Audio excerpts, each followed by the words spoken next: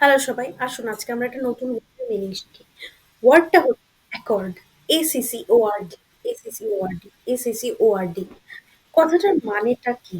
কথাটার মানেটা হচ্ছে কোনো কিছু যেটা কোনো কিছুর সাথে মানিয়ে যায় বা ওটার মানে বলে না বাংলায় খাপে খাপ।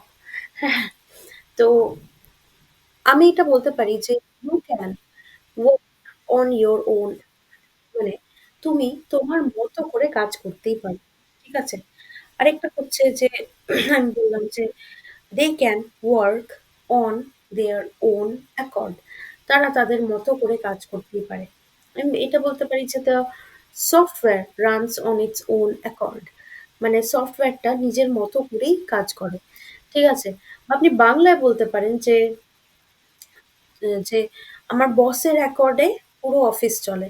মানে আমার বসের মতো করে, বসের মতামত অনুযায়ী পুরো অফিস চলে। আপনি এটা বলতে পারেন যে the clothes are in মানে আমি বলতে পারি যে জামাকাপড়টা আ occasion এর accord এ পরা হয়েছে। মানে যেরকম occasion সেই অনুযায়ী জামাকাপড়টা পরা হয়েছে। আপনি আরেকটা বলতে পারেন যে they were working on their own accord না এটা তো বললাম। আমি আরেকটা বলতে পারি যে the game was managed on the accord of the weather মানে ওয়েদারটা যেরকম ছিল সেই অনুযায়ী গেমটা ম্যানেজ করা হয়েছে।